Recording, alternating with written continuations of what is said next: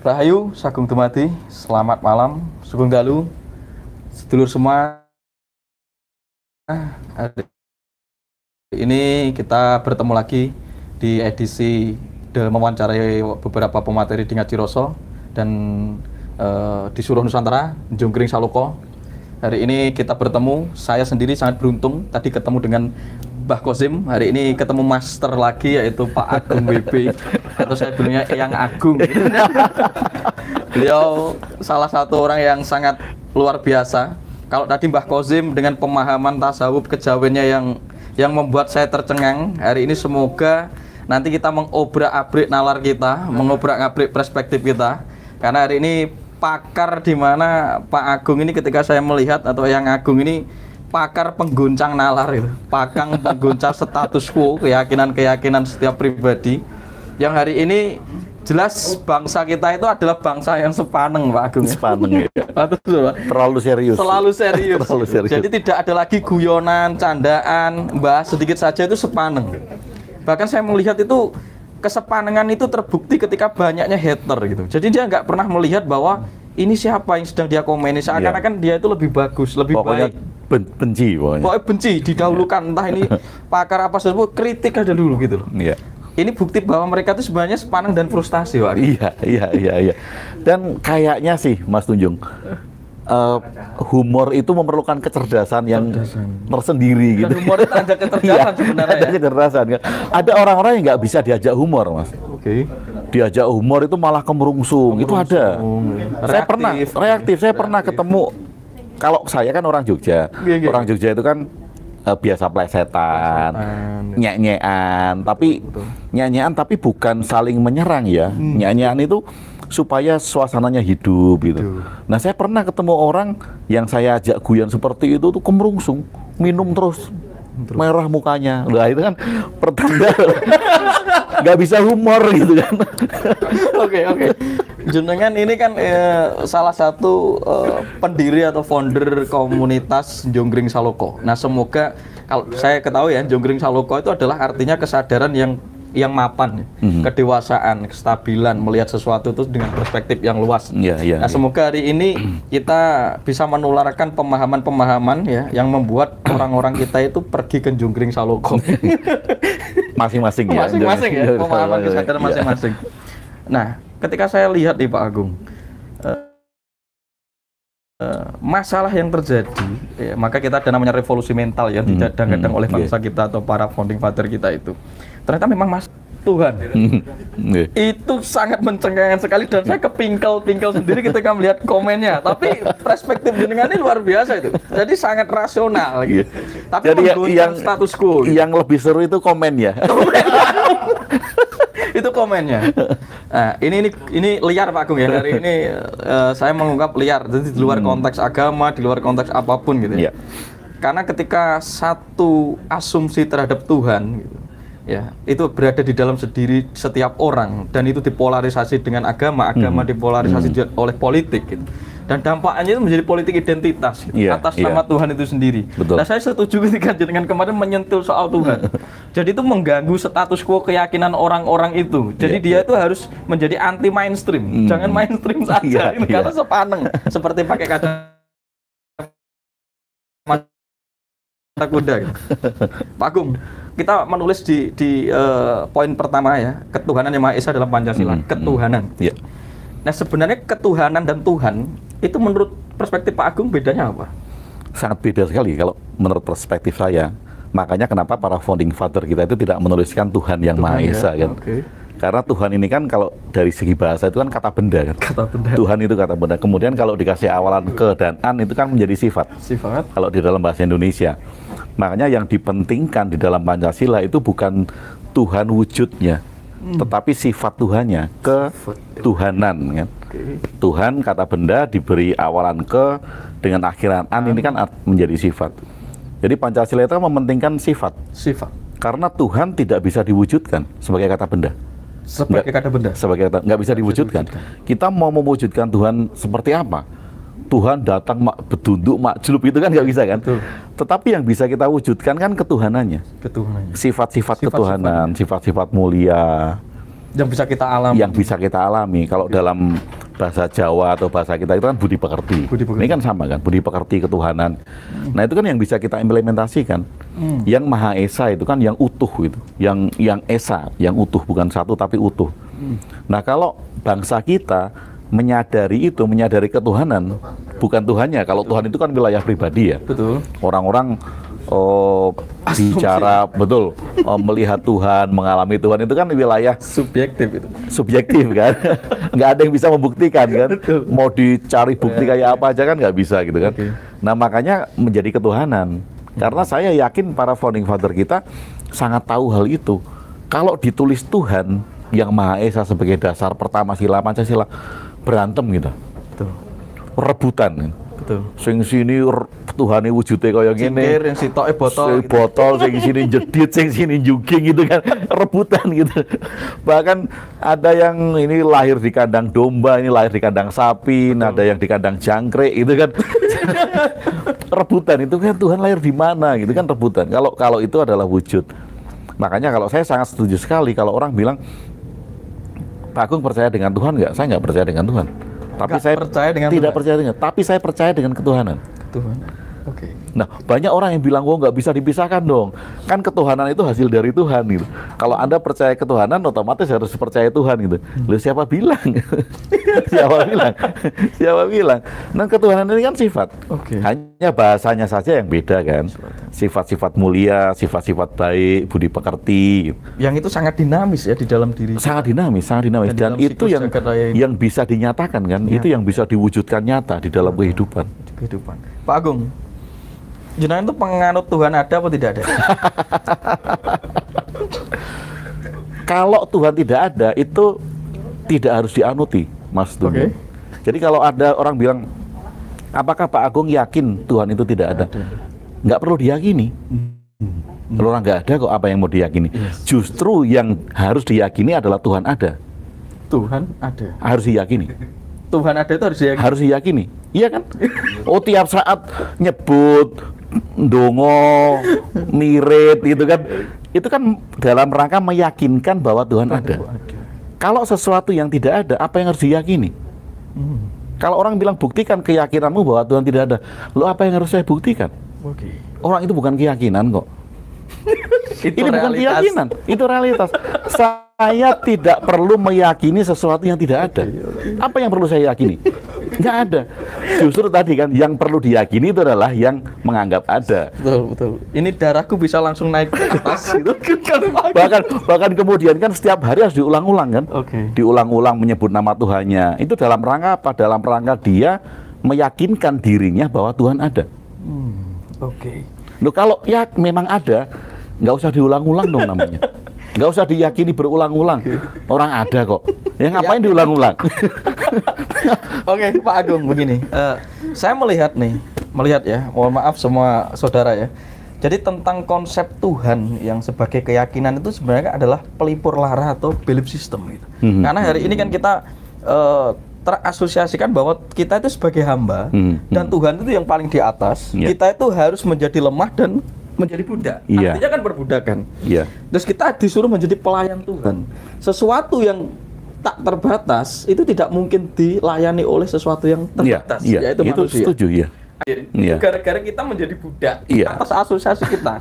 Nah, ini pertanyaan saya, Pak Agung. Sebenarnya Tuhan itu kan ada dua menurut saya. Menurut saya nih, Tuhan yang benar-benar menciptakan kita dan Tuhan yang diciptakan oleh asumsi manusia. Nah, sebenarnya Tuhan ini yang mana, Pak Agung? Nah, itu kan. Jadi kalau Tuhan yang diciptakan oleh asumsi itu jelas. Kenapa jelas? Karena banyak orang yang mengatakan dengan persepsinya beda-beda kan. Kayak tadi ada Tuhan yang lahir di sini, pencemburu, ada yang Tuhannya pengasih, ada yang Tuhannya dari Timur Tengah, gitu, ada yang Tuhannya dari itu kan Tuhan yang diciptakan dari persepsi gitu. Tetapi kalau Tuhan yang menciptakan kita, kata siapa? Apakah ada buktinya bahwa kita diciptakan Tuhan? Jangan-jangan kita terlalu memaksakan. Nah, terlalu memaksakan iya. Karena kan banyak yang gini Mas Tuyung, banyak yang mempunyai logika gini. Loh, manusia kan ada, tentu ada yang menciptakan. Logikanya gitu kan. Ini semuanya ada. Kemudian mereka memakai perbandingan. Coba ini ada gelas. gelas kan ada yang menciptakan. Nggak mungkin gelas ada dengan sendirinya gitu kan. Gelas dibentuk, dipanasi, ada gitu.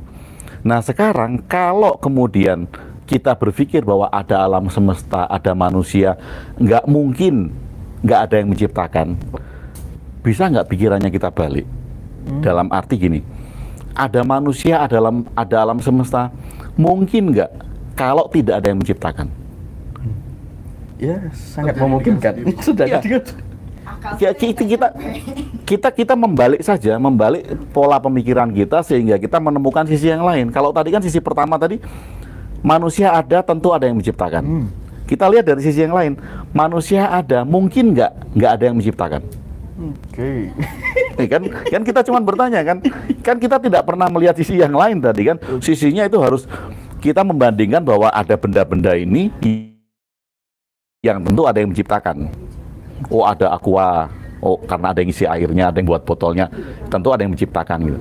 Logikanya kan gitu kan. Nah kemudian dibandingkan dengan penciptaan kita, manusia ada, tentu ada yang menciptakan manusia. Loh itu kan logika kita. Logika kita. Bagaimana kalau ini tidak ada yang menciptakan? Dan begitu saja berlangsung. Terbentuk. Terbentuk kan? Terbentuk. Oke. Terbentuk. Jadi kalau saya menganalogikan terbentuk itu kan tidak terjadi seketika ya, tidak terjadi ujuk-ujuk gitu kan, terjadi proses sama seperti sel telur dengan sel sperma menyatu, nggak ujuk-ujuk jadi bayi, kan perlu waktu 9 bulan 10 hari. Setelah 9 bulan pun lahir nggak ujuk-ujuk jadi gede gitu.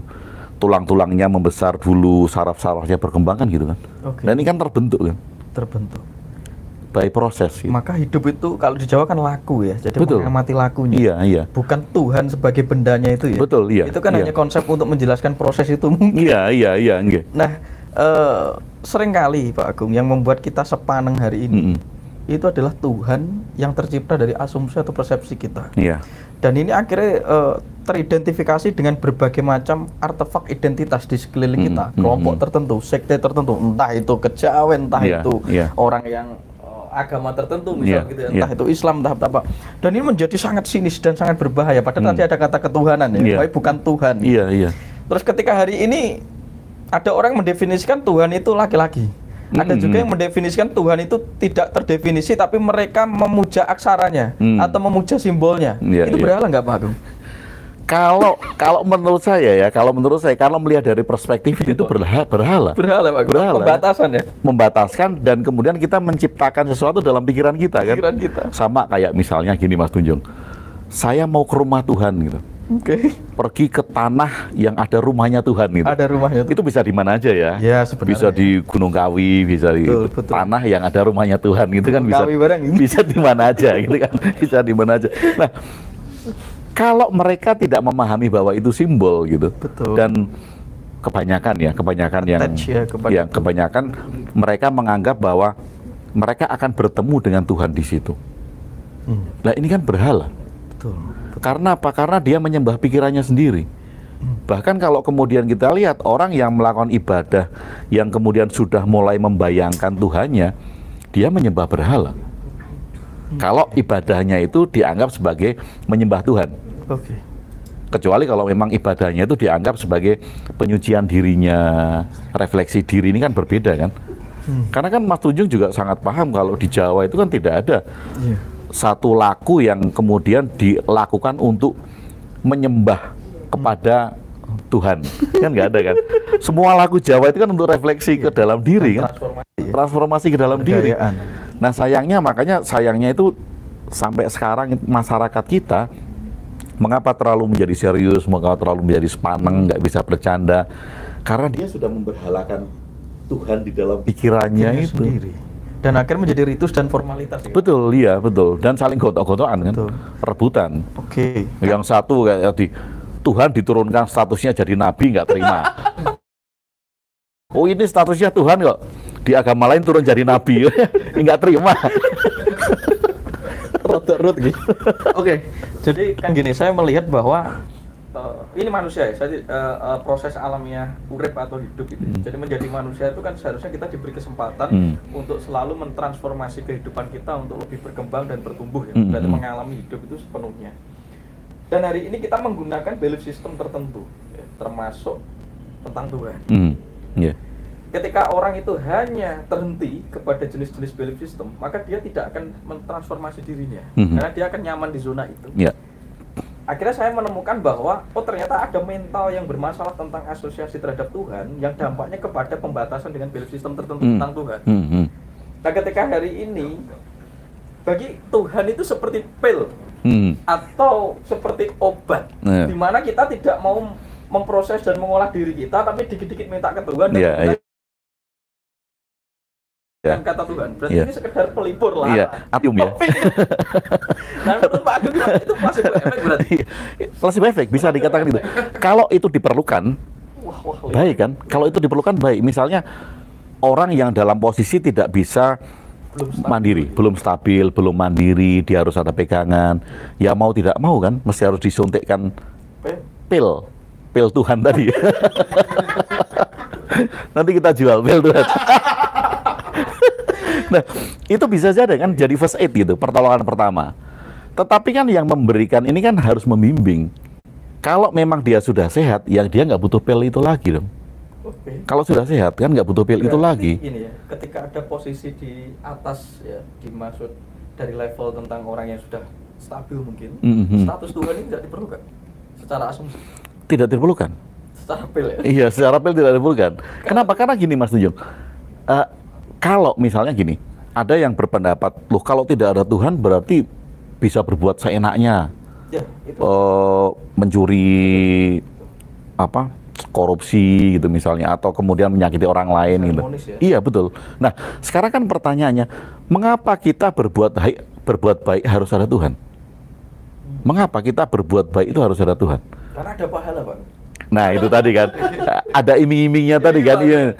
Kalau kemudian misalnya manusia dituntun oleh budi pekertinya, dia berbuat baik, dia nggak menyakiti orang, kemudian tidak merugikan orang, tanpa adanya Tuhan. Lah ini sekarang kan berarti Tuhan nggak ada peran dong, nggak ada fungsinya lagi kan. Loh ini udah dituntun sama budi pekerti kalau dia sudah berlaku baik, nyakiti orang juga enggak, karena budi pekertinya sudah lahir. Dengan sendirinya, artinya kan ada atau tidak ada Tuhan sudah nggak akan berpengaruh. Orang dia sudah melakukan hal-hal baik, berbudi pekerti yang mulia, lembah mana, sopan santun, tanpa adanya satu sosok yang nakut-nakutin tadi. Nggak ada yang ngiming-ngimingin, tidak ada reward. Nah kalau manusia sudah bisa melakukan itu, ini kan nggak ada fungsinya. Ya pil tadi kan, kalau sakit ya minum pil oke. Tapi kalau sehat ya jangan minum obat lah. Nanti jangka panjangnya efeknya nggak bagus. Nah itu kan, antibiotik kan kalau kebanyakan racun jadinya.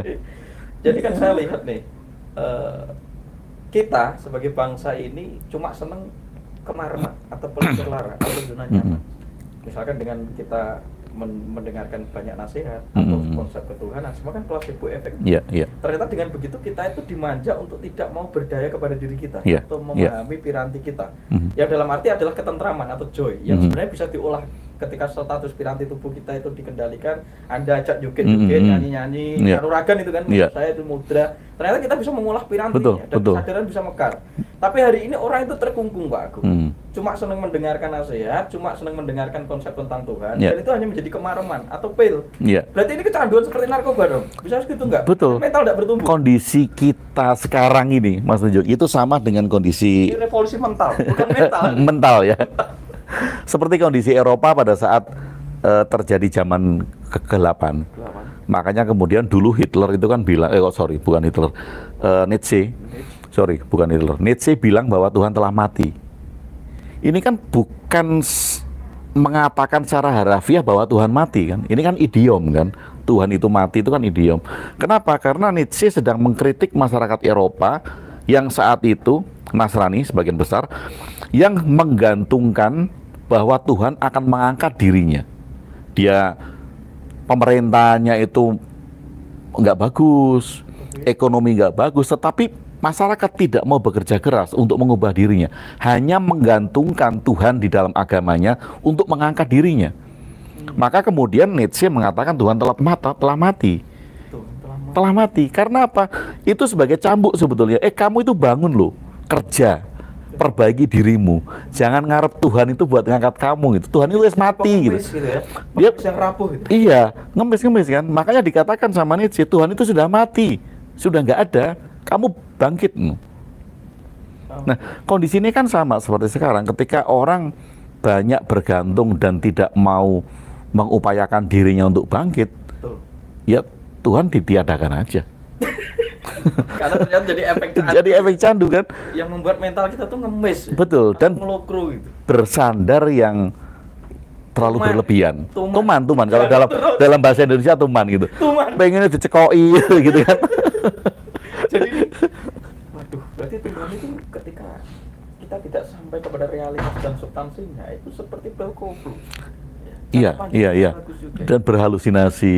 Ketika halu frustasi ngantemi orang gara-gara dia merasa bisa membela Tuhan. Itu kan karena berhalusinasi kan, membela Tuhannya. Nah, nggak jadi mandiri, Mas Tunjung. Nah, Pak Agung, saya tanya, Tuhan itu sebenarnya merencanakan sesuatu atas hidup kita nggak?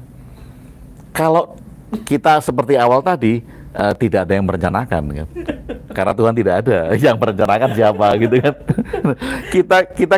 Kita memaksa Tuhan itu merencanakan hidup kita. Ya, karena orang tidak mau berpikir untuk melakukan sesuatu untuk dirinya. Misalnya gini, misalnya saya sedang gagal gitu, atau terpuruk gitu. Kemudian untuk ngeyam-yami saya, dan supaya saya nggak malu di hadapan orang, ini memang sudah rencana Tuhan gitu kan. Ben aku orang isen karo tetangga gitu. Dan aku ora nyapo-nyapo gitu. Iya. Sajane kan karena aku goblok ra iso ngurus perusahaanku gitu. Makanya aku gagal, supaya aku nggak malu, maka aku bilang ini sudah rencana Tuhan gitu. Itu untuk melindungi kemalasan kita sendiri. Kemalasan, kerapuhan, bersandar terus-menerus. Dan ini saya rasa menjadi masalah mental yang serius tentang Tuhan itu. Dan sangat serius. Di era betul. Karena kalau saya lihat fenomena masyarakat yang sering berdebat tentang Tuhan, rebutan Tuhan, ini kan karena mereka sudah terlalu lekat bersandar kepada wujud tadi, sehingga melupakan ketuhanannya. Batasan. Iya, ketuhanannya kan malah dilupakan dengan itu. Yang diributkan itu kata bendanya tadi, mereknya yang diributkan. Yang paling bagus. Iya. Nah, ketika kemarin jenengan melempar gitu, bahwa ketika bilang Tuhan tidak ada, wah, Pak Agung WB ini ateis. Ya. Gimana jenengan menanggapi itu? Saya selalu bertanya kan sama teman-teman yang bilang saya ateis gitu. Lo definisi ateis itu apa gitu? Iya kan? Ateis ini kan kalau didefinisikan sebagai orang yang menolak adanya Tuhan, bukan orang yang tidak meyakini Tuhan sebagai wujud. Ya kan, kalau ateis diartikan sebagai orang yang menolak tentang keberadaan Tuhan. Saya tidak menolak keberadaan Tuhan. Karena apa? Karena kalau ada orang secara realitas, kalau ada orang yang meyakini Tuhan itu ada, saya memahami bahwa itu adalah realitas subjektifnya dia. Bagi dia Tuhan ada, dan saya nggak menolak. Kalau saya menolak tentang keyakinan Tuhan ada, saya bisa dikatakan ateis. Saya menentang tentang teis. Saya nggak menentang kok tentang teis. Atau saya bukan antiteis. Bukan antiteis. Tidak. Kenapa? Karena kita harus menyadari tadi, ketika orang meyakini Tuhan itu ada, itu adalah realitas subjektifnya dia. Loh, kita hargai. Orang itu yang dia yakini kok. Tapi gini, kehadiran jenengan itu seakan-akan seperti iblis yang membawa pencerahan bagi jadi gini, Anda itu bilang Tuhan tidak ada dan Tuhan ada, kita nggak usah ngeribetin itu. Yang penting kita mengabdi kepada kedirian kita. Betul. Kita, itu yang biar nggak mampre. Itu loh Mas Tunjung, yang orang-orang itu miss untuk melihat itunya. Kenapa orang tidak melihat esensinya? Karena mereka terjebak dengan Tuhan ada dan tidak ada. Gak apa-apa ya Pak Agung ya, judulnya iblis membawa pencerahan. Oh, itu bagus loh, itu bagus loh. Karena iblis kan iblis itu kan lebih taat, bukan lebih tinggi, lebih taat daripada malaikat. Iya betul. Oke, kan saya begini Pak Agung, saya kan ini pemikiran saya kan. Jadi iblis itu kan selalu disalahkan. Tapi hari ini saya melihat iblis di depan saya dan ini membawa pencerahan. Iya. Jadi begini. Iya. Dari dulu iblis itu rela. Iya. Ini bagi saya.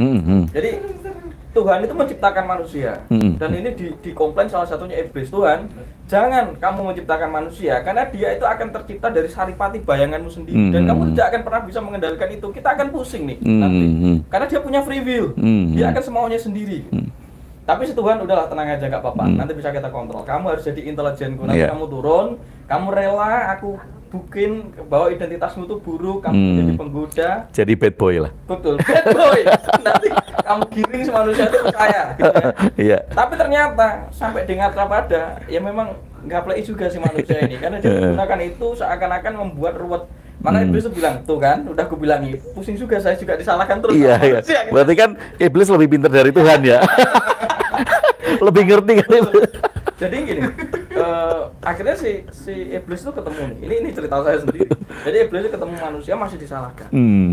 Wahai manusia, kamu tuh jatuh. Itu gara-gara kamu tidak berada di jalurmu. Aku sudah di jalurku. Jalurku itu mengerjakan sesuatu yang bersifat anti mainstream seperti ini. Aku menjadi jahat, aku menjadi disharmonis, aku. Lah kamu itu disuruh jadi dirimu, yaitu orang yang berakhlak mulia, orang yang mewakili karakter ketuhanan, budi pekerti. Kamu sering jadi bajingan ya kan? Kamu sering jadi sesuatu mengerjakan apa yang aku kerjakan. Kamu tidak being yourself. Kamu menjadi orang lain untuk hari ini. So, akulah iblis, kamu niru iblis. Jelas kamu berdua. Iya, iya. Itu menarik loh Mas Ujung. Menarik sekali loh. Bahkan ketika peran iblis itu tidak dipahami dengan betul, manusia kan tidak akan mengenal kebaikan.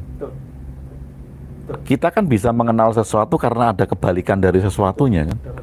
Ada refleksinya di sana. Makanya kemudian ketika orang misalnya mau mengenal Tuhan, orang harus berangkat dari sesuatu dalam pikirannya ketika dia memahami bahwa Tuhan tidak ada. Tidak boleh paradok ya, tidak sebab. Iya, karena dia akan mengenali sesuatu dari kebalikannya. Itu justru tauhid. Justru tauhid. Makrifat. Itu justru tauhid. Tadi yang religius itu ya. Oke, kemudian saya sering juga bilang sama teman-teman bahwa kita itu sekarang sedang, kalau dajjal itu kan di norma agama. Ini kalau kita bicara di norma agama itu ada sesuatu yang dimusuhin kan. Ditakutkan nanti di akhir zaman itu muncul bahwa dia perusak yang bisa mengalahkan hanya Imam Mahdi gitu kan. Nah ini kita bicara di luar norma agama ya, jangan sangkut pautkan dengan agama. Saya bilang sama teman-teman bahwa mari kita menjadi dajjal. Loh, mengguncang status quo. Ya, kenapa kau menjadi dajjal gitu kan? Karena kita menjadi makhluk non duality. Disimbolkan apa? Dengan mata satu. Selama kita menggunakan mata dua, kita melihat baik buruk, benar salah, tinggi rendah, terpecah.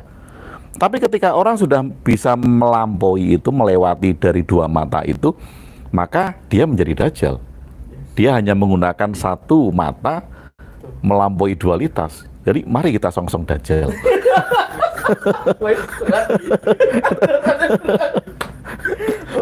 Ini saya turunkan dulu darah saya sudah naik. Silakan tahu dulu. Oke, Pak Agung. Ini ramai komennya gitu. Belum selesai ya. Jadi hari ini kita hanya melihat bahwa sesuatu tuh gini, diceritakan ya gini. Kalau saya melihat di Nusantara gitu, Nusantara itu melihat bahwa perspektif leluhur itu kalau Jawa kuno ya, itu seperti leluhur kita Ken Arok, itu juga terang-terangan menuliskan bahwa aku ki yo medok, aku ki juga merebut perempuan, ya, jadi tidak disembunyikan, dia tidak berada di satu sisi, gitu. Jadi itu maunya bahwa kamu nanti jangan mengulang sejarah seperti aku saja transformasi kok, nah gitu, gitu ya. Tapi beda ya dengan konsep Abrahamik, gitu. Menurut saya yang transnasional ya. Itu menyembunyikan sisi yang iblis dan selalu diletakkan di tempat yang tinggi gitu. Nah ini yang membuat ini rapuh.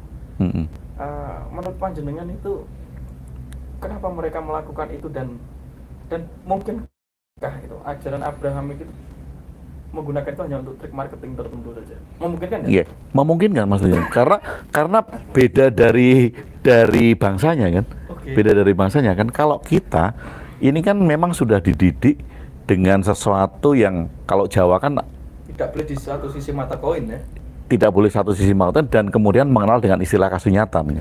kita sudah dilatih dari dulu bagi yang ngerti untuk melihat kasunyatan. Ya, melihat inilah apa adanya kayak gini. Hidup tuh ya seperti ini gitu. Tapi mungkin bangsa-bangsa mereka atau bangsa-bangsa Semit masih prematur ya. Masih sangat prematur sekali untuk itu.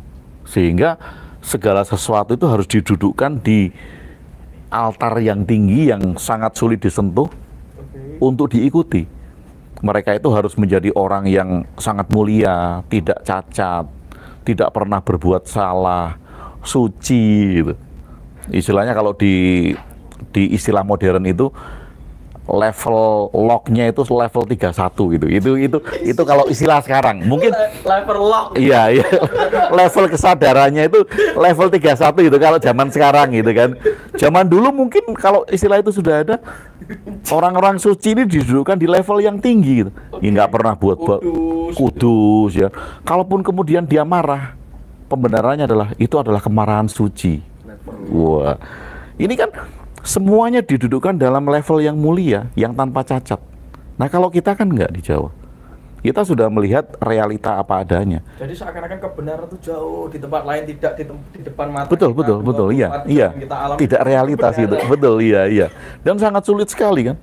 Nah, masalahnya itu hari ini menyindromi kita, walaupun sudah berubah frame-nya dari yang religi menjadi spiritualis atau apa, itu kan masih ada mental seperti itu atau pemahaman yang terpenggal seperti itu. Dan ini kan bagi saya sangat mengganggu proses transformasi kemanusiaan kita, karena kita menghambat siklus evolusi. Jagat ini menyediakan evolusi, tapi kita malah tidak transformasi hanya gara-gara itu. Lah, solusi untuk memberikan pola pikir anti mainstream ini Pak Agung, ini saya rasa iblis ini benar-benar memberikan dampak ya, karena ini bisa gegeran di ranah itu, dan di titik gegeran itu di Jawa disebut Betari Durga itu turun, dan dia akan membawa itu untuk naik, karena dengan geger itu orang terganggu imannya. Iya. Nah, mau berpikir kan? Kalau tidak ada proses gegar iman, orang kan nggak berpikir kan? Nggak gegar iman. Orang nggak akan berpikir kan? Orang akan dalam hidup yang nyaman-nyaman saja, terpenjara dengan pola pikirnya sendiri, akhirnya mudah dipolitisasi gitu. Nah kalau saya melihat kan tugas Mas Tunjung berat banget. Jangan maaf, bukan saya.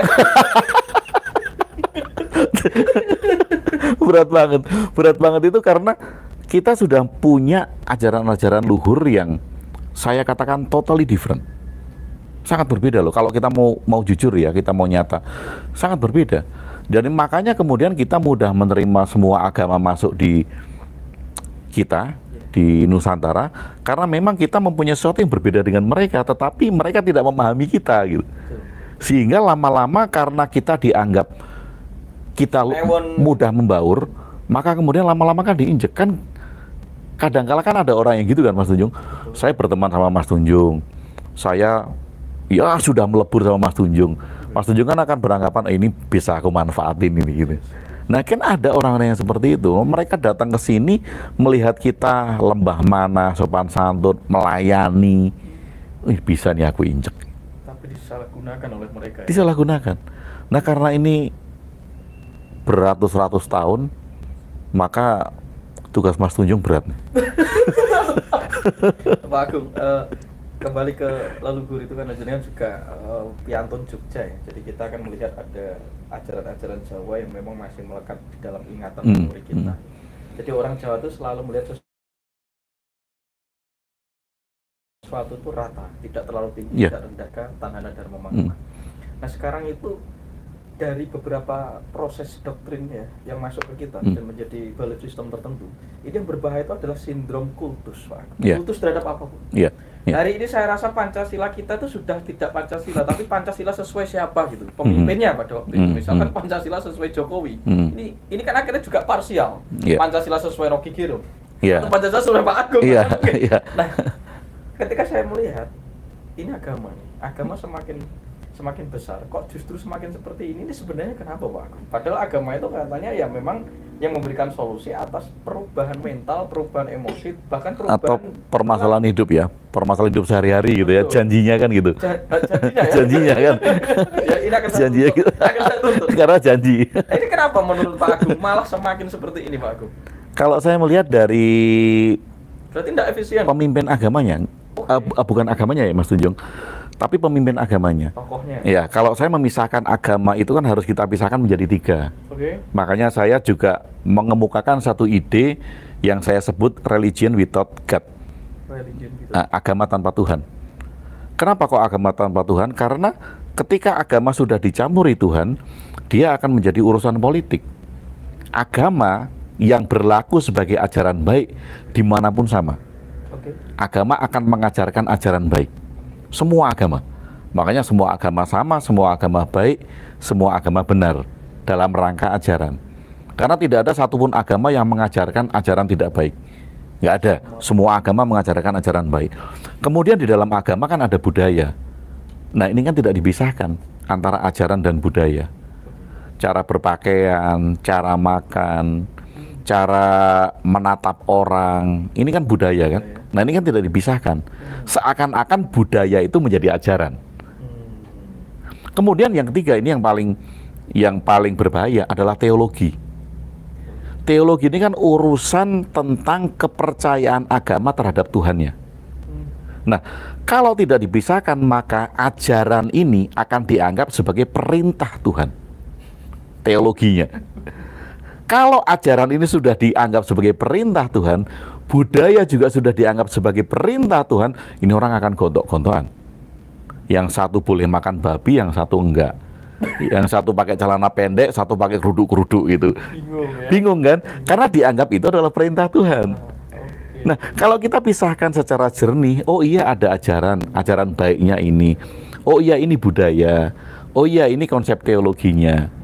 Nah, orang kan akan bisa berpikir untuk memisah-misahkan ini. Nah, bagaimana masyarakat ini tahu tentang ini kalau pemimpinnya juga nggak tahu? Gitu. Kalau pemimpinnya itu nggak bisa misahin ini. Gitu. Betul. Ini masalah yang krusial. Iya. Termasuk di pemahaman tentang Tuhan saja belum stabil. Iya. Terus Pak Agung, menurut jenengan, misalkan Tuhan itu ada karena melalui pewahyuan tertentu dari otoritas satu orang yang menyatakan atau dinyatakan dalam sejarah itu mendapat perintah atau wahyu Tuhan. Itu bagaimana untuk menembus itu, untuk benar-benar memahami itu? Kalau saya gini Mas Tunjung, supaya kita tidak menyebut merek ya. Iya. Maksudnya misalnya Mas Tunjung lah. Iya. Saya dapat wahyu gitu. Ya, Mas Tunjung dapat wahyu gitu kan. Mas Tunjung dapat wahyu. Oh, wahyu Jongkring Saloko. saya di Solo Nusantara misalnya gitu kan, mendapat perintah untuk mengibarkan bendera, iya kan, di titik-titik tertentu gitu. Nah, bagi saya, Mas Tunjung itu adalah orang yang tidak percaya diri. Kenapa? Karena apa yang Mas Tunjung inginkan dengan ide itu harus mengambil satu otoritas tertinggi. Nggak percaya diri. Mas Tunjung nggak yakin kalau apapun yang Mas Tunjung ucapkan itu akan dipercaya orang. Sehingga Mas Tunjung harus bilang bahwa ini adalah perintah Tuhan. Bagi saya itu orang nggak percaya diri. Tetapi ada loh Mas Tunjung, ada orang bilang boleh utusan atau apa yang percaya diri. Dia tidak pernah mengatakan bahwa semua ajaran baiknya itu dari Tuhan. Dia selalu mengatakan bahwa ini adalah dari olah pikir saya, ini adalah dari perjalanan batin saya, ini adalah dharma saya. Dan dia tidak pernah mengatakan satu otoritas pun yang memerintahkan dia. Iya, nggak ada. Itu percaya diri loh. Tingkat tinggi. Lo kan sehingga orang mau percaya silahkan, nggak juga silahkan. Mau punya pengikut sedikit ya nggak paten, iya kan? Mau punya pengikut banyak juga nggak paten. Tidak terpengaruh ya? Nggak terpengaruh kan? Dengan itu sudah sangat pengalaman di neraka. Iya, karena Jongkring Saloko kan. Itu kan Kawacandra di Muko. Kawacandra di Muko. Luar biasa ya. Orang-orang mungkin belum tahu aja Mas Tunjung Oke. keadaan neraka yang sebenarnya. Menurut jenengan apa neraka? Wah, zaman udah maju. Kalau zaman dulu mungkin, zaman dulu itu api panas membara, penuh sejuk. Keadaan ya? Wah, AC itu udah banyak di mana-mana itu. Jenengan apa neraka itu? Kalau saya, ini kan ahli konsep. ini kan makna kan. Kadang-kala kan kita, makanya tadi kembali lagi bahwa selera humor kita itu sudah turun sehingga ketika kita menyebutkan idiom atau kita menyebutkan makna, semuanya itu ditangkap harfiah, nggak bisa guyon gitu. Jadi kalau guyon itu tidak terkena api neraka. Iya, kayak gini Mas Tunjung, misalnya gini, misal saya sebagai bapak gitu kan, Oke. kemudian saya lagi ngomong sama anak saya kemudian bilang, Pak, aku tadi nyolong ya, aku tadi mencuri ya gitu. Saya sebagai bapak itu sebenarnya mau menciptakan satu cerita makna. Wah Le, kalau mencuri nanti kalau kamu mati, kamu diiris-iris tanganmu loh di kayangan sana. Nah, saya kan dalam konteks ini bercerita kepada anak, kan saya sedang memberikan makna kan. Tapi kalau anak saya terlalu serius, dia keluar ketemu teman-temannya, ternyata di alam sana itu kita nanti diiris-iris loh gitu. Padahal bapaknya itu sedang bercanda sama anaknya. Jadi kesepanengan ini ya yang membuat intensitas neraka itu Iya, terlalu serius gitu, terlalu serius. Nah, ini menarik ini. Jadi saya hari ini banyak belajar tentang konsep Tuhan. Bukan konsep Tuhan maksudnya. Karena ya tadi, karena kalau tidak perlu diyakini karena tidak ada, tentunya kan nggak ada konsepnya. Yang punya konsep itu yang Tuhan ada itu. Tuhan ada itu. Itu punya konsep. Kalau Tuhan tidak ada, apa konsepnya kan nggak ada. Orang bukan keyakinan kok. Kadang asumsi tentang bentuk-bentuk satu asumsi terhadap Tuhan ini ketika dibangun dari sebuah mental tertentu, kadang kan membangun sebuah tadi seorang yang senang menyosokkan dirinya dan senang dikultuskan. Dalam arti Betul, bukan betul. yang terpuji, Iya. tapi dia senang dipuji. Betul, betul. Bukan yang terpuji dari dalam Iya, iya, secara iya, akal, iya. tapi memang dia itu Membangun. senang dipuji. Iya. Dan ini banyak Pak. Banyak Ada banget. tokoh Banyak banget. Iya. yang memiliki komunitas Iya. tertentu itu. Nah, sebenarnya akhirnya ya kemarin si beberapa orang bilang aku jadi korbannya ini, jadi ini. Ya, kayaknya Mas Tunjung punya memori sendiri tentang itu. Oh tidak, ini saya jadi korban Iya, iya. cerita ya. Iya, saya punya memori itu. iya. Saya Nah ini menurut panjenengan Pak Agung, bagaimana mau jadi guru bener ya. Betul. Maksudnya bukan guru spiritual, guru SD, guru SMP, guru. spiritual juga nggak apa-apa. Nanti kita masuk ke sana. Ini guru dulu. Kita masuk dari. Nah, sebenarnya kan orang ketika dia memutuskan untuk mau jadi guru, dia tahu bahwa itu adalah pengabdian kan. Ya kadang-kala ditugaskan di sini, gajinya kecil, ini pengabdian kan. Nah makanya sebelum dia turun di jalur pengabdian ini, dia harus punya sisi finansial yang kuat. Misalnya mungkin dia sudah melakukan dagang, dia punya bisnis sendiri, dia kuat, maka kemudian dia bisa mengabdi. Betul. Karena dalam pengabdian itu nggak mungkin ada finansial, kan dia harus didukung oleh finansial itu. Nah, kekeliruannya, ketidaktepatannya bahwa mereka yang mau masuk di jalur-jalur pengabdian ini menganggap bahwa jalur pengabdian itu ada uang yang bisa menghidupi hidupnya. Padahal ini kan harus kita pisahkan. Nah, orang-orang kalau saya lihat, walaupun pengkultusan dirinya itu kebanyakan mempunyai sejarah kelam masa lalu yang miskin, yang finansialnya kurang, belum terpenuhi, kemudian melihat peluang. Oh ternyata rakyat Indonesia itu kalau sedikit digosok-gosok tentang hal-hal yang mistik, yang kemudian egonya dinaikkan, mereka nggak bisa lihat tapi aku mengaku bisa lihat, mereka mau ya. Ini kan peluang kan. Nah ketika orang tahu bahwa itu peluang, kemudian dia bisa bergerak untuk mengkultuskan dirinya. agar terjadi penjualan yang berulang, itu kan revenue-nya kan balik lagi. Kalau orang sudah mengkultuskan, dia akan bersedia ngeluarin uang berapa saja untuk itu. Nah ini memang akhirnya eksploitasi yang terjadi. Eksploitasi, dan ini memang blunder ya Mas Tunjung. Karena apa? Karena ada pembeli, ada penjual.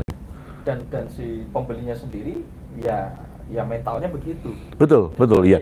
Tingkat literasinya yang masih rendah. Literasinya kurang.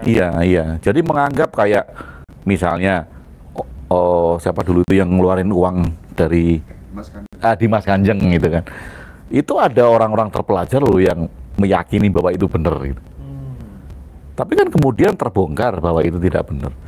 Tapi kalau kita melihat bahwa ada orang-orang yang meyakini itu, berarti bahwa tingkat literasi kita yang tidak berbanding lurus dengan tingkat pendidikan itu masih sangat rendah sekali di kita. Jadi membaca itu sangat penting ya Pak? Sangat penting, membaca apa saja ya, sangat penting. Bahkan kemudian, sangat rendah ya? Betul.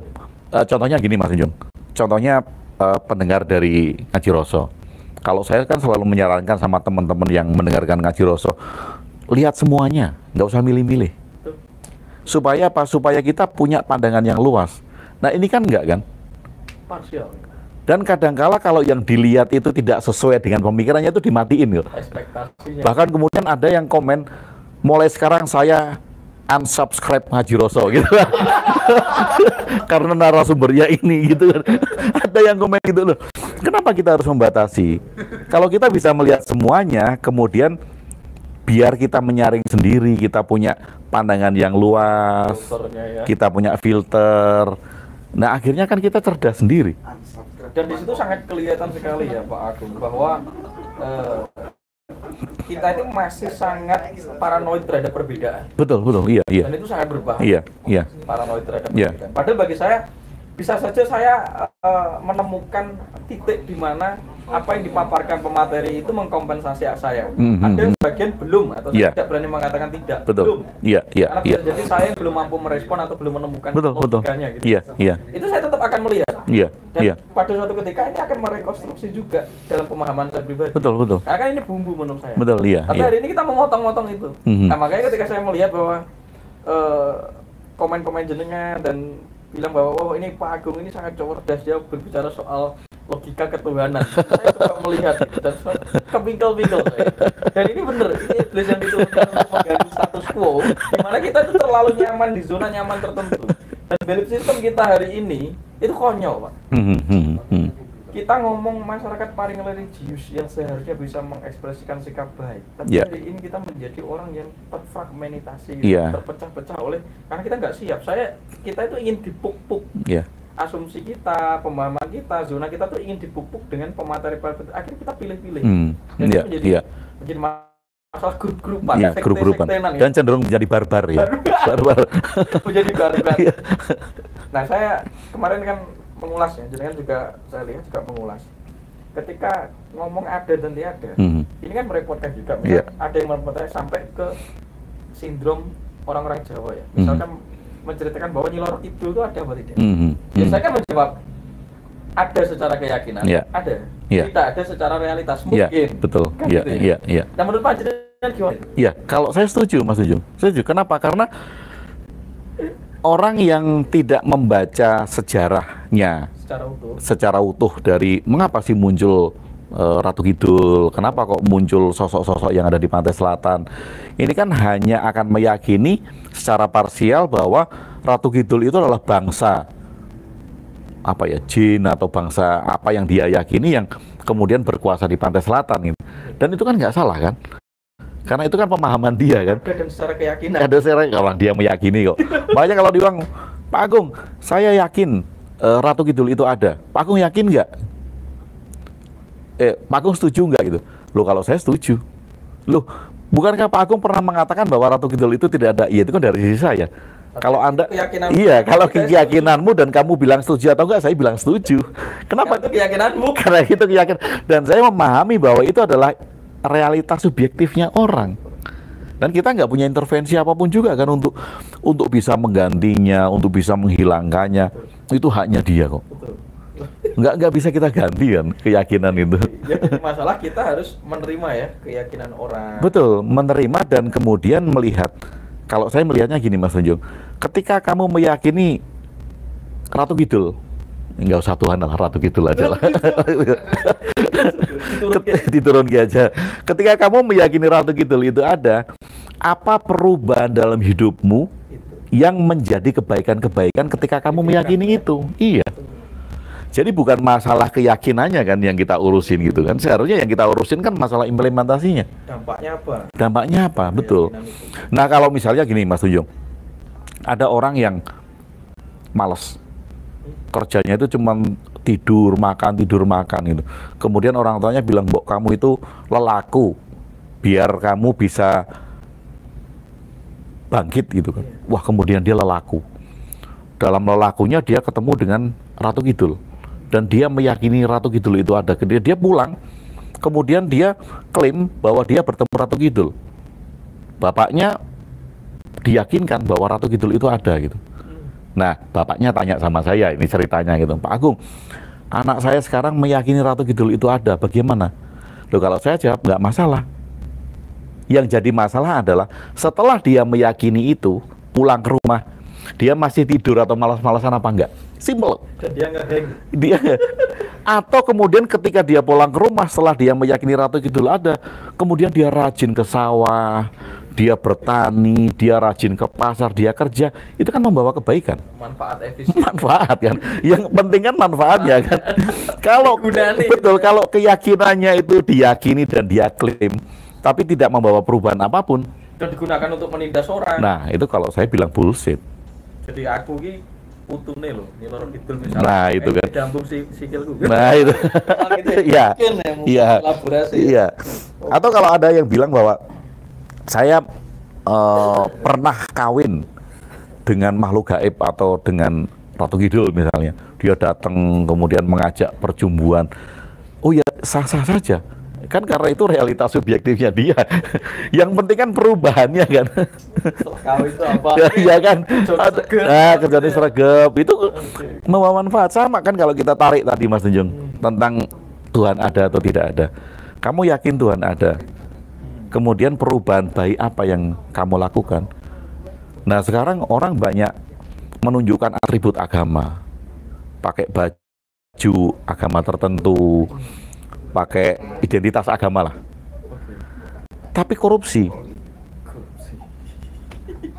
Banyak kan? Efek samping. Iya kan banyak kan. Lihat sekarang efeknya apa dia percaya Tuhan itu efeknya apa coba? Oh, yuk korupsi. Loh, harusnya kan dia kalau dia percaya Tuhan ada, dia harusnya yakin bahwa Tuhan itu mengawasinya setiap saat kan. Lah ini kok malah korupsi, manipulasi, nyolong duit rakyat. Nah itu apa coba? Betul, Pak. Jadi hari ini kita ini kan sedang diguncang tentang situasi politik kita nih, Pak. Mau pilpres ini guncang dan kayaknya bisnis politik identitas ini paling laris. Iya, iya, iya. Nah, Pak Agung ini kan pakar numerik, Pak Agung. Pak Agung itu bagi saya clairvoyance. Tapi clairvoyance itu tentang matematika ya, karena pakai ilmu numerik, bukan pakai nujum, aku dulu. Iya, iya. Kan tentang kecenderungan ya. Presidennya Pak. Menurut saya. Nah, ini gini Mas Tunjung, kalau manusia atau orang Jawa itu menyadari tentang adanya perhitungan-perhitungan yang bisa dipertanggungjawabkan di dalam Jawa, seharusnya teman-teman yang dari Jawa itu bisa melihat, seharusnya apakah kita patut memilih presiden atau tidak. Patut memilih atau tidak ya, dengan pilihan yang sekarang ya, dengan pilihan yang sekarang kan, dengan hitungannya yang sekarang ya. Nah, ini makanya kan kemudian saya dari tadi kan selalu mengatakan tugas Mas Tunjung kan berat gitu kan. Karena kesadaran itu yang harus ditumbuhkan kan. Kita kan memang nggak bisa merubah orang kan Mas Tunjung, nggak bisa mengubah keyakinan orang gitu. Tapi setidaknya kan kita bisa mengajak untuk kesadaran bertumbuh, men-trigger untuk kesadaran bertumbuh. Nah kalau kesadaran Jawa bertumbuh, kita bisa melihat realitanya yang ada tanpa adanya pengkultusan tadi, kan kita bisa melihat dengan jernih. Oh kalau ini memimpin akan terjadi seperti ini, kalau ini memimpin akan terjadi seperti ini. Setidak-tidaknya, Mas Tunjung, kita itu akan memilih yang terbaik di antara yang terjelek. Terbaik Di antara yang terjelek. Kalau memang semuanya jelek semua, ya kita pilih yang terbaik di antara yang terjelek. Gitu. Nggak apa-apa, itu kan hak juga kan, hak juga. Oke, sebenarnya ketika kita mengusung tema-tema di mana kesadaran itu harus bertumbuh, itu kan bagi saya itu juga holistik ya Pak.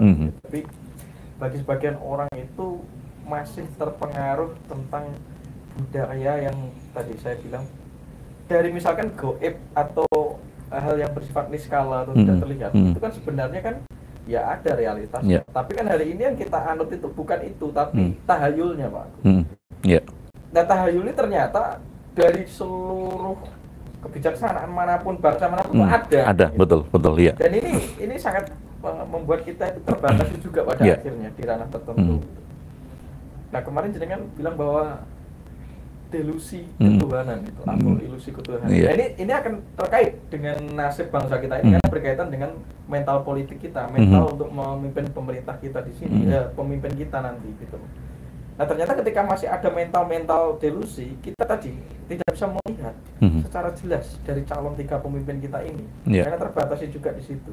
Berarti akarnya delusi tentang Tuhan ini harus dirontokkan, harus dirubah. Itu yang kalau perkara kamu nanti mau bangun Tuhan lagi ya nggak apa-apa, tapi rontokkan dulu gitu. Setidaknya kita itu tidak membawa keyakinan yang diberikan oleh orang tua, sehingga keyakinan kita adalah keyakinan original. Betul, original kan, independen. Misalnya gini, saya lahir dalam keluarga agama tertentu, saya harus menghilangkan itu dulu kan Mas, supaya apa, saya menemukan agama yang sesuai dengan saya, yang original saya.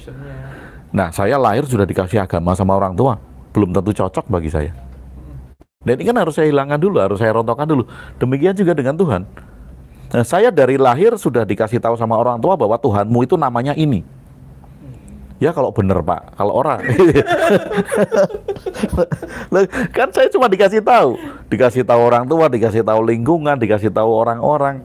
Nah, kalau saya mau menemukan sesuatu yang original saya, semua hal yang saya dapatkan sebelumnya kan harus saya hilangkan semua. Harus saya rontokkan dulu. Agar saya dalam hidup, saya menemukan hal-hal yang original yang saya temukan. Nah, menemukan yang original itu termasuk perjalanan ketuhanan ya? Termasuk perjalanan, dan itu perjalanan seumur hidup.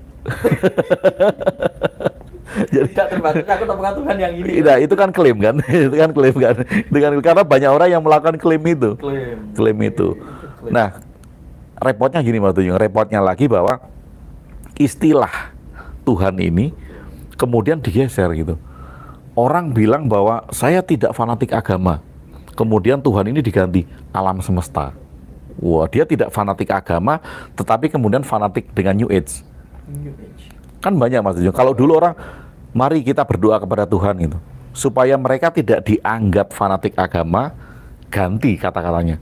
Mari kita serahkan kepada alam semesta. Dia kan hanya mengganti istilah aja kan, hanya mengganti istilah aja. Fanatiknya masih sama. Nah, oke, kemudian sudah tidak terjebak di agama, sudah tidak terjebak di New Age, kemudian terjebak di Chauvinisme, keyakinan akan kesukuan gitu. Diganti alam semesta ini, ganti adalah dengan guru sejati. Yang tadi meminta kepada Tuhan, ini meminta kepada alam semesta, ini meminta kepada guru sejati. Kan ini kan mindah-mindah ini istilah. Ini kan mindah-mindah ini istilah. Guru sejati ini. Jadi kita melihat bahwa setiap kehidupan itu adalah guru gitu ya. Iya. Enggak, maksudnya gini. Jadi setiap kehidupan itu adalah guru. Kita mengasumsikan adalah guru, apapun adalah guru. Ini ketika masih disalahpahami oleh orang yang belum stabil, ini kan juga akan menjadi orang yang cenderung ngawur dan pelarian atas apa yang diasumsikan itu.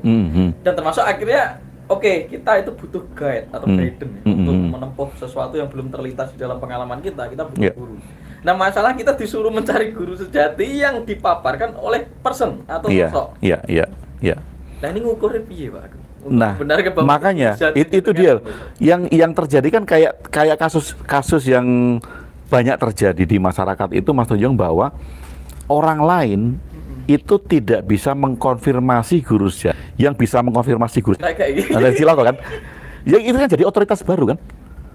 Jadi apapun juga harus dikonfirmasi oleh gurunya bahwa gurunya sudah terhubung dengan guru sejati. Ini kan ilusi. Kenapa? Karena iya Pak Agung ini maksudnya guru sejati ku ya toh? Iya. Guru sejati itu ngongkon Pak Agung itu loncat dari gedung misalnya. Nah, itu dia. Ini piye untuk mengukur kebenaran itu? Nah, makanya kan kemudian kan kita mesti harus melihatnya kan dengan tolak ukur manfaat. Ya Mas Jedra ya. Kerugian, manfaat gitu kan. Kalau jika harus main dong. Betul. Misalnya gini Mas Tunjung, misalnya saya sama Mas Tunjung berbeda paham gitu kan.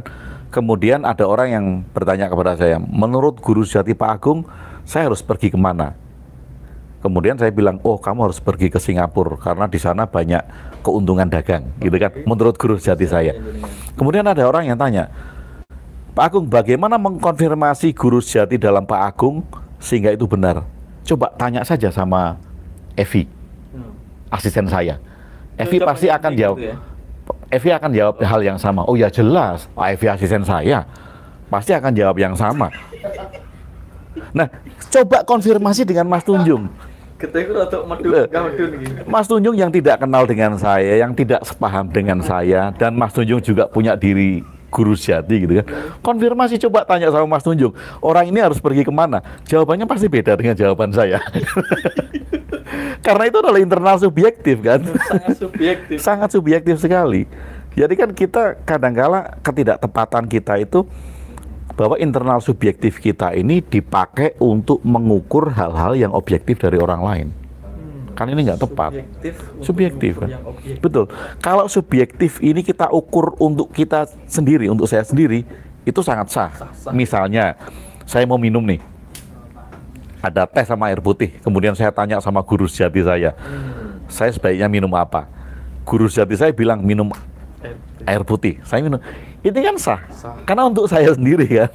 Nah, yang jadi ciloko itu karena untuk mengintervensi orang lain. Untuk mengintervensi orang lain, ya itu celaka. Nah, guru sejati dan keyakinan beda nggak? Misalnya tuntunan guru sejati dan keyakinan itu beda nggak? Ranahnya berbeda, maksudnya. Kalau bagi saya, kenapa? Karena orang tidak akan bisa mengakui guru sejati kalau dia tidak yakin itu ada. Kalau tidak yakin itu ada, dia harus diyakini ada sehingga dia bisa menuntunnya. Nah, ranahnya keyakinan, ya. Betul. Nah, ranahnya keyakinan ini kan mendorong supaya orang ini bisa meyakini bahwa realitas subjektifnya itu bisa diajak bicara. Tanpa itu kan nggak bisa kan. Kalau yang canggih itu sebenarnya adalah pikiran kita, keyakinan kita, iya. Iya, canggih. Kita merefleksikan sesuatu. Iya, iya. Seperti kemarin salah satu teman itu mengutip quote, bukan quote ya, salah satu kalimat dari Jiddu Krishnamurti. Artinya dalam bahasa Indonesia itu begini. Kita selama ini menganggap bahwa pikiran itu ada karena pemikir. Pikiran itu ada karena pemikir. Ya, pikiran ada karena ada manusia kan, ada pemikir. Jiddu bilang, coba kamu masuk di dalam meditasimu yang terdalam. Kamu akan menemukan bahwa si pemikir ini tidak akan ada tanpa pikiran. Nah, kalau kita melihat kalimat Jiddu itu, kita akan melihat bahwa ini adalah kreator. Is the creator. Melahirkan pikiran. Tapi karena itu kita dilahirkan oleh pikiran. Karena pikiran kita ada. Betul, iya. Betul. Berpikir aku ada gitu ya. Betul, iya. Karena refleksinya itu. Itu menarik sekali loh. Oke. Nah, seperti konsep tentang guru sejati atau mendapatkan tuntunan dari hati nurani atau ini berarti itu sangat subjektif ya? Sangat subjektif. Iya. Dan itu sah sih Mas Tunjung ya. Sah selama seorang guru yang membimbing murid-muridnya untuk menemukan guru sejati itu disadarkan bahwa itu adalah realitas subjektifnya masing-masing. Jadi murid itu jangan bergantung kepada guru sejati dari pengakuan gurunya. Gurunya harus membimbing setiap murid itu bisa berhubungan dengan guru sejatinya sendiri-sendiri. Jadi yang ngukur bukan gurunya. Nah, kalau yang ngukur gurunya itu sangat subjektif sekali kan. Nah terus masalahnya begini, misalkan Mas Hendra atau Mas Roy itu silakan kamu terhubung dengan guru sejati gitu. Tapi dia langsung cepet-cepet di hadapan Mas Hendra tuh ada wanita cantik dan ini adalah guru sejati saya menuntun bahwa dia itu milik saya. Nah, itu gimana coba itu? Nah, misal itu misalnya kan. Dan kemudian itu menjadi bahan pembenaran gitu kan. Nah, jadi bahan pembenaran. Nah, itu sing perlu logika. Iya, betul. Nah, kadang-kala gini waktunya. Betul. Nah, orang yang kemudian mau melihat realitas subjektifnya sebagai guru sejati, mau tidak mau, suka tidak suka, dia harus dikenalkan dengan ego dulu kan. Ego, bahwa kita punya ego. Ego saling bersaut-sautan. Ego memungkinkan kita untuk mencari pembenaran dalam setiap keputusan. Nah, kalau tidak dikenalkan dengan ego, jangan-jangan gitu kan. Jangan-jangan apa yang dia anggap sebagai guru sejati itu adalah salah satu egonya yang untuk membenarkan tadi. Wah, ketika ketemu dengan orang dideketin, pembenarannya tadi menurut guru sejati ini adalah pasanganku masa lalu. Wah, kan gitu kan. Pak Agung, tip praktis untuk mengenal ego kita itu bagaimana, Pak? Tip praktis yang bisa kita lakukan secara praktis. Secara praktis sebetulnya nggak terlalu susah, Mas Tunjung, karena setiap hari kan kita selalu berkecamuk dengan itu. Misalnya bangun tidur gitu. Bangun tidur saya buka mata, pasti pikiran akan mengatakan hal-hal yang banyak. 5 menit lagi atau kadang setengah jam lagi nyetel alarm kan. Alarm disetel setengah jam lagi biar bunyi lah tidur lagi gitu. Tapi kemudian ada yang bilang, bangun aja sekarang, kan kamu bisa mengerjakan hal yang banyak gitu. Nah, kalau setiap saat kita tidak mulai untuk mengenali itu, maka kita tidak akan mengenali ego yang dominan dalam diri kita. Jadi dari sehari-hari. Itu ego yang dominan ya. Ego yang dominan. Ego sendiri kan dibutuhkan. Gitu. Dibutuhkan. Makanya kan kemudian yang perlu kita ketahui, ego yang dominan ini sesuai dengan situasi saat itu atau tidak. Misalnya. Istilahnya mau hawa nafsu. Betul ya. Misalnya kalau saya sedang mau beli makanan, lapar nih. Saya mau beli makanan. Saya butuh makan kan, lapar. Kemudian ada ego yang ada informasi tentang tes nasi Padang. Yang di sini sate kambing. Yang di sini rawon gitu kan. Ini kan rame kan. Kemudian saya mulai buka online. Sate kambing, Padang, atau rawon gitu kan. Ini kan berkecamuk kan. Nah, yang dominan misalnya ternyata ada ego yang membawa memori tentang steak yang enak. Wah, ini yang enak itu steak. Itu ego dominan saya ingin makan steak. Saya mau klik. Steak itu harganya 500.000. Saldo online saya cuma 50.000. Nah, ini kan jadi masalah kan. Ego dominan saya ngajak untuk beli makanan yang seharga 500.000, saldonya hanya 50.000. Akhirnya saya, Mas Tunjung, transfer dong, ini kan. Nah, itu kan ego yang tidak sesuai dengan tempat. Dominan, tapi nggak tepat. Nah, kadangkala kan ini jadi pembenaran. Tidak realistis ya, tidak. Betul, tidak realistis. Status realitas yang ada. Betul, iya.